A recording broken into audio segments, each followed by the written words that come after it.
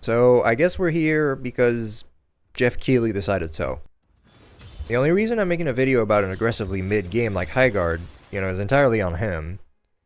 Okay, I'm exaggerating a little. The game is actually not that terrible, and it has a few unique ideas.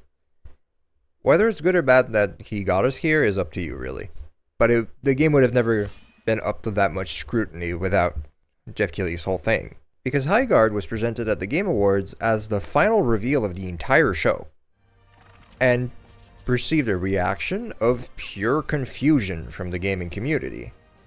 I mean, it's a game that looks very Concord coded. It looks like a pretty bland hero shooter at first glance, so I was also deeply confused myself. But the game is from former Titanfall and Apex Legends devs, so many people, including me, are giving it a shot, and, considering that it's free, I think it's a pretty valid stance to take. So what's my impression? Honestly, the game is a complete mess in just about every way possible. Obviously on the technical side and all that, but also in its general structure, because it's so incredibly unique in kind of a messy way, which isn't exactly like a terrible thing, right? There's good stuff in this game for sure. Before we really get into this, I should say I'm pretty ass at shooters that take a lot of aim. I'm not like a big aim guy, so don't necessarily look to me as like the guy who's going to evaluate the gunplay like on a deep level. I'm pretty good at hero shooters though. I've been like one above all in Marvel Rivals and stuff, but I mostly play tanks and stuff, so I don't really like playing aim heavy characters in these kinds of games. So I have some experience with these games obviously, but I'm not like an aim guy, so don't look at me for that. Now there's a lot that can be said about the technical issues about this game, for sure. The game runs pretty meh. And obviously there were server issues that happened on launch and all that, but that's kind of expected out of any new live service game launching, right? So I don't really care about that. But there's also a severe lack of just settings, like toggle ADS or hold to crouch, or like mouse acceleration on PC being like on by default, and if you want to turn it off you have to go into your config files, which is just genuinely baffling. These are issues that out of devs that made shooters before just is completely unacceptable, but in general as well. And this is the kind of stuff that should have come up at a meeting at some point. The people in charge completely failed on this. But this is also all stuff that will realistically almost definitely get fixed over the next few months. I completely trust they're going to do it. They've already said this kind of stuff is in the works to be fixed very soon. So I'm not really thinking of this stuff as like, this is what I want to review about the game. It's really not, because it's going to be gone within a few weeks to a few months. So while yes, the game is a complete mess on the technical side, that's not really what I want to talk about here. I'm more interested in trying to determine, is this game going to be a game that you'll want to go back to once the issues are fixed, right? Is the core structure and formula of this game good enough that it's worth your time to come back once they fix all the shitty issues, or even if you don't mind that stuff that much, to try it right now? My answer? It's a bit weird. It's honestly kind of a mess, and I think we have to go pretty deep in there to see whether this game is even for you. Now, it can be really hard to make something truly new in any saturated genre, and that definitely applies to competitive shooters. This is a heavily saturated genre with some deeply established, very popular games, and there's already a lot of them for every niche. So it's really hard to carve out your own niche for a brand new game in this space. And there's two ways other competitive games like this have failed in the past, and fail quite regularly actually. Games in this space either end up redundant, or they're more unique, but they end up feeling weird and clunky. And they don't really end up finding their own niche. Examples of redundant shooters from the last few years include stuff like Concord and X-Defiant. Concord tried to charge $40 for a hero shooter that really didn't seem to offer anything unique in a market where other hero shooters are completely free. X-Defiant instead targeted the COD audience, which, they're notoriously hard to make try different games. So they made their own arcade shooter and everything, but the game just had some severe issues and just general game feel and technical stuff that just meant Call of Duty kind of felt like the superior version of the game in a lot of ways, which is just really hard to get people to stick to your game if it's just a worse version of something that already exists. Both of these games failed because the pre-existing games in their niche already fulfilled the same need for gamers as what they were going for, just as well or better than these new games. To get players to switch over to a new game, you need to do better at what the pre-existing games do, or you need to be meaningfully different in a unique way. Another type of shooter that has failed is, one that tries to be really different but fails to be all that fun and capture an audience despite its uniqueness. A recent example of this is Spectre Divide. If you don't know, that was Shroud's game. It was a game with a weird focus on having two bodies at different locations in the map and you could switch back and forth between them or something. It just ended up being a very weird and clunky game and it never found an audience. If Highguard fails, it is going to be closer to this type of game. Highguard tries to go after being really, really unique, and I do applaud them for trying something new. I will never blame a studio for taking risks and trying to innovate. I would much rather a game like Highguard take risks and fail rather than studios releasing the exact same slop every year, and it's technically not that terrible, but there's absolutely no reason to play it. Highguard tries to innovate by doing a somewhat common thing actually, which is trying to draw from multiple genres and trying to make something new in between them all. This is how we actually got hero shooters in the first place, so it can definitely work. Overwatch took elements from MMOs and MOBAs to make a hero shooter. It took abilities and put them on an FPS, and it spawned basically an entirely new subgenre of shooters, the hero shooter. Yes, TF2 existed before, I know, but it doesn't exactly have abilities in the same way. So it's a bit different. It's technically a bit of a hero shooter, but Overwatch really started the trend of that stuff. So what Highguard does here is it takes a hero shooter and it mixes it with even more MOBA elements, and it adds some elements from a game like Rainbow Six Siege with like sieging mechanics and all that, some almost survival game elements, and some battle royale elements into this very weird amalgam that I guess could technically work for sure. But in this case, I find it has a hard time actually working. One consequence of mixing so many genres together is that Highguard makes literally zero sense if you haven't played it yourself. If you just watch someone play it for 5 minutes, you will have no clue what is going on, and you will definitely not have a good idea of what the game is actually about. And another thing to mention is that this game is not trying to be anything else than the one game mode it has right now. It is completely devoid of content outside of just queuing for this one mode. It will eventually have ranked, and that's it. That's all we know. Maybe they'll add other stuff later, but this is what this game is right now. And so to understand Highguard, we should go through how a standard Highguard match plays out, and the issues with this formula at every stage of a match that arise, but also the good stuff. So let's go through how a Highguard match works. A Highguard match starts with you picking a base, and this base is basically the layout of your base for your team, and it gets plopped down onto a massive map. You spawn as your character that you pick in a team of 3, facing another team of 3. Spawns are super far away, and each team has their own base. You're on a massive map. This is where the first phase of the game starts, the base fortification.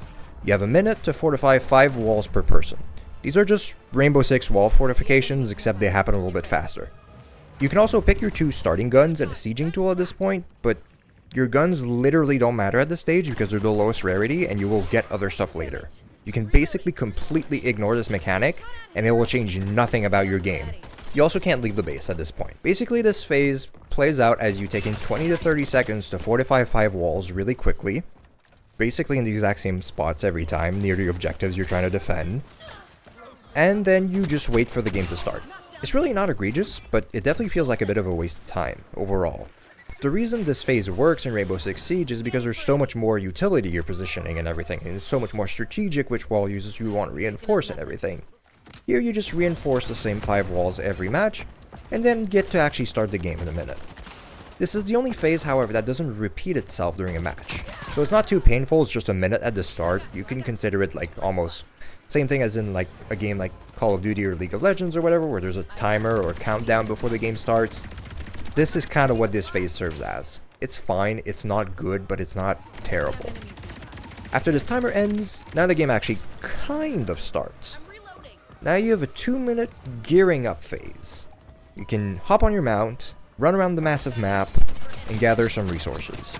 You get currency by hitting these crystals with like a quick time event type thing, kind of like a survival game in a way.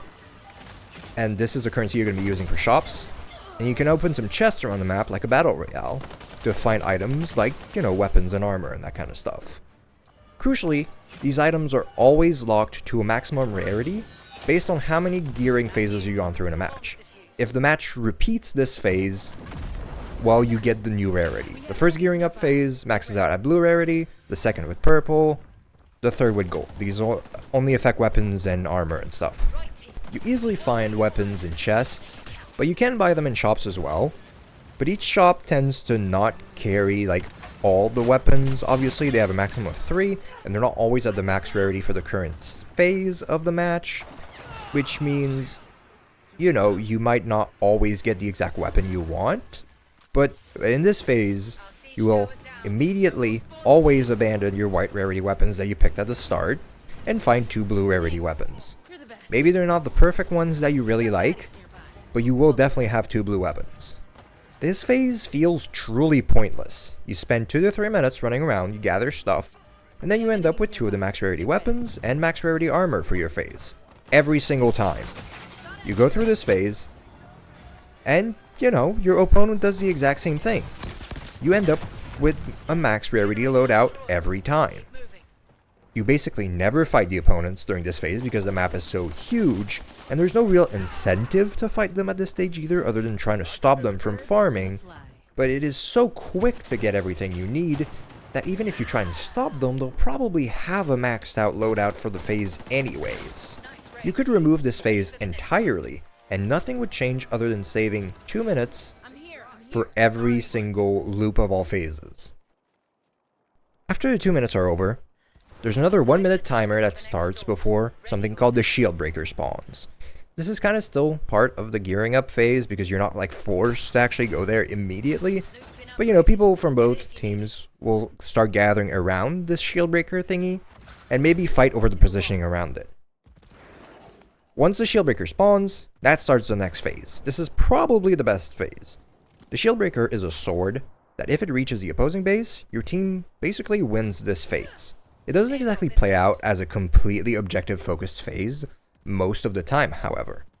Because most of the time, the timer that you have to get the shield breaker to the enemy base will probably run out before the shield breaker actually connects. Which means you go into overtime for this phase, where both teams get a single life per player. Because the reason the shield breaker probably isn't reaching the enemy base fast enough is that the map is huge, and so the enemy team has the time to respawn even if you win a fight. But this doesn't mean it's a bad phase. The presence of the shield breaker still is a win con that forces fights, and that works decently well. And you get some pretty nice fights going during this phase. Winning this phase takes some health away from the enemy team's global health bar, which is basically like how you score points in a way. This is probably Highguard at its most enjoyable because there are clear incentives to fight, unlike the previous phase, and the possibility of delivering the shield breaker puts enough pressure on both teams to force interesting engagements, though primarily at long range. The final phase of a Highguard match is sieging. This is going to be your closer range fights most of the time. Whichever team won the previous phase, by getting the shield breaker to the enemy base or by wiping them out in overtime, gets to start a siege of the enemy base. There's a short timer before that can begin that feels like a bit of a waste of time, but you get to go shopping during that, so it's whatever. Does add to the game feeling a bit like a slog though. Whichever team won that phase gets to siege the enemy base. They can target 3 different points. There's point A, point B, and the core. These points are broken by planting like a Valorant or Rainbow Six type thing on the location, and then it blows up after a while. It can be diffused in the same kind of way as these games, or like Call of Duty Search and Destroy or whatever, right? To win, you either win the shield breaker phase and then break both A and B, or you just break the core and immediately win the game.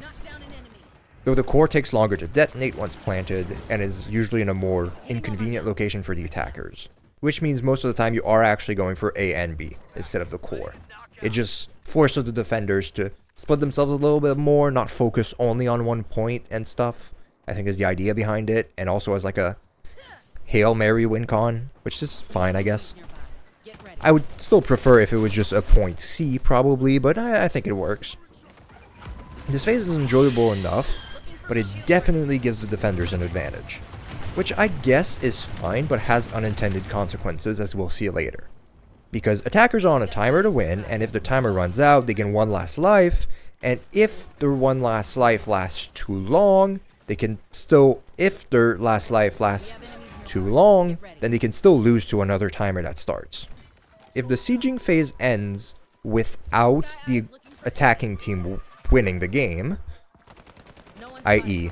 either the timer runs out or the defenders lost all their lives, we start over from the gearing up phase and cycle these 3 phases in order. So we skip the base setup phase, but we do the other 3 over and over until a team wins, but with a new rarity unlocked with every cycle. The major issue with this sieging phase is one of simple mathematics, which kind of ruins a lot of matches. It kind of ruins the game, because it makes matches feel like they drag on for way too long. A game of Highguard can take about 10 minutes or over 45, and it's never anything in between, basically ever, because of simple mathematics. So, first thing you need to understand, each team has 100 team health. Basically, that's the health of your base. If you connect the shield breaker, or just win the shield breaker phase, that takes 30 health away from the losing team. Blowing up point A or B takes away 35. If you do basic math, you need both A and B plus a shield breaker, and that gets you exactly to taking away 100 health, and you win the game. Not blowing up anything on your sieging phase, however, when you're attacking, loses your team 30 health. The math behind this means that if you fail your siege, after having connected the shield breaker, both teams now have 70 health. That sounds fine until you do the math. Connecting the next shield breaker then puts a team to 40 health, which means on the next sieging phase you still need both A and B. You have made no progress through the first loop of all these phases. This means that any time a first siege in a match is defended, which is very often if both teams are evenly matched, that means the game is no closer to ending at all than it was at the very start. The past 10 to 15 minutes have achieved absolutely nothing whatsoever. We start over the entire match, but now we have purple rarity stuff and we're closer to sudden death if we fail 2 more sieging phases. There's an easy fix to this. Make connecting the shield breaker worth 35.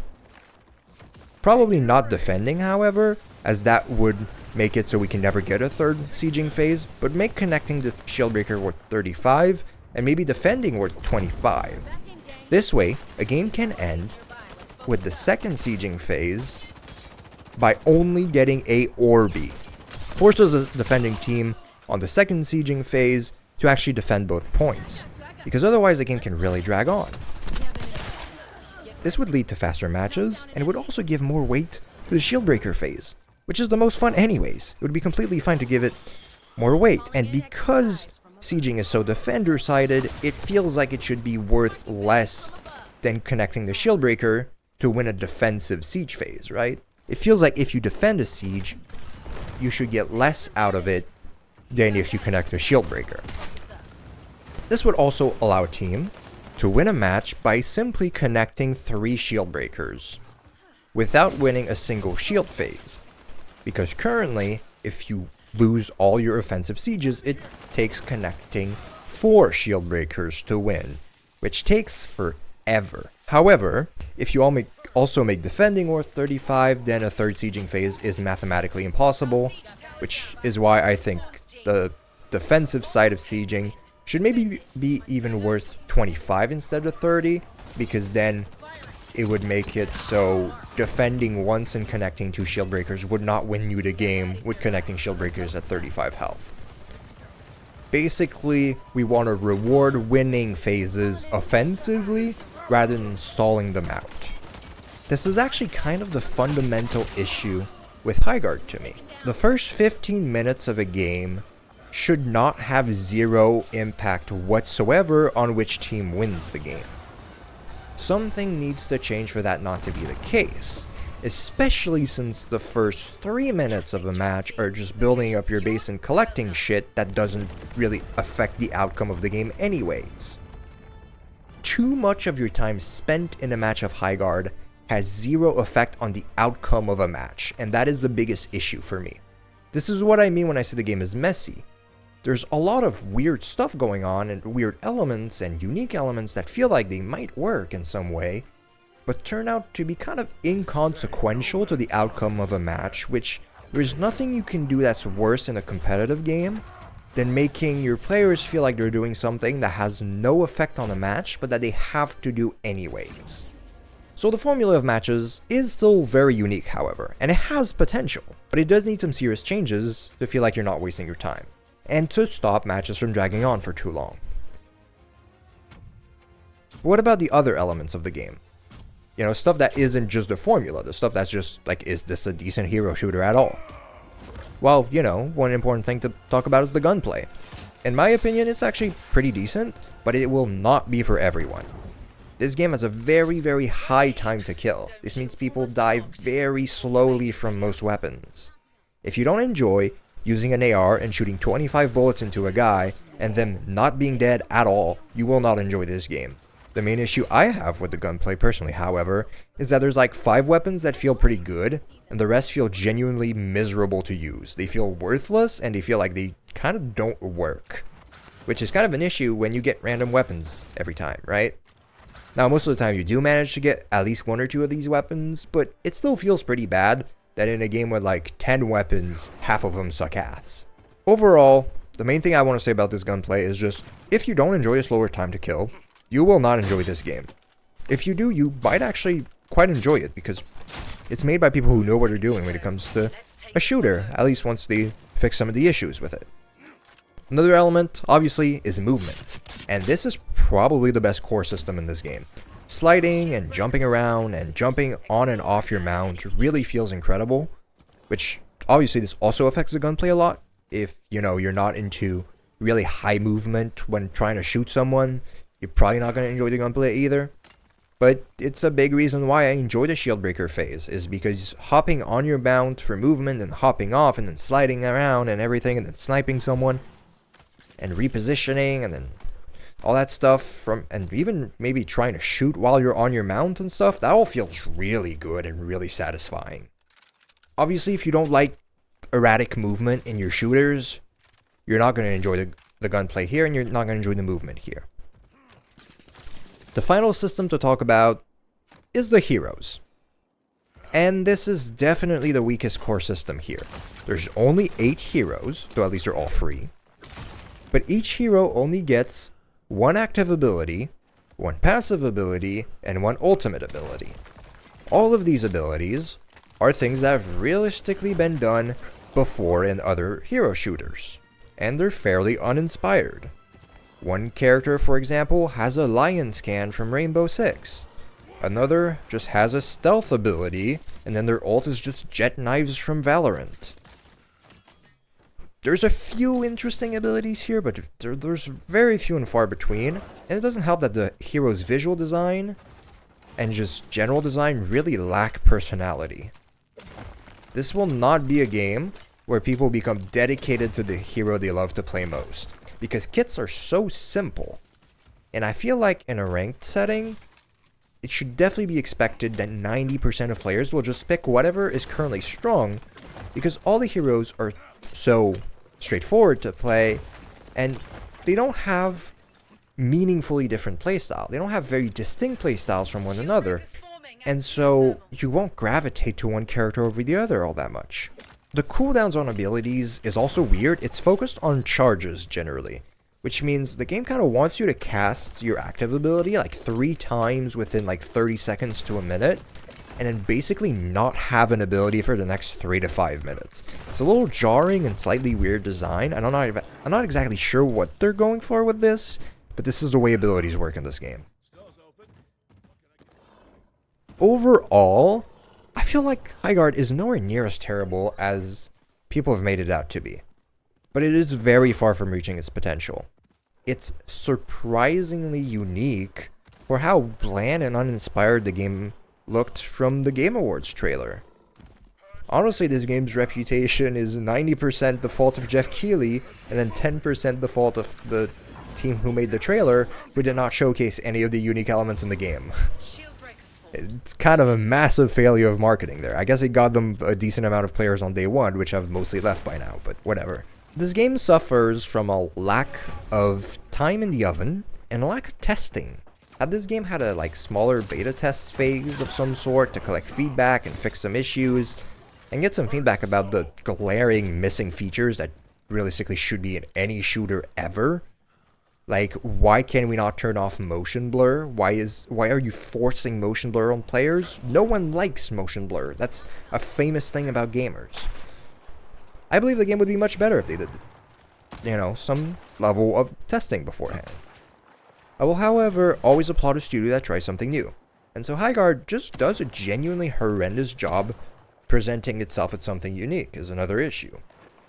At a first glance, it doesn't look that interesting. Overall, if I had to give this game a rating, currently it's like a 5 or 6 out of 10. With the issues fixed, it's probably like a solid 6 out of 10. It might be slightly higher if you're really into the gameplay loop somehow. I personally don't think it's vibing with me too much. It's definitely a game that tries to emphasize team play by being 3v3. Obviously, it really wants you to play with your teammates, and the slower time to kill also emphasizes this. And so obviously if you have friends to play with, you're definitely going to have a fun time. But I don't think this is the kind of game you're going to get your friends to stick to long term.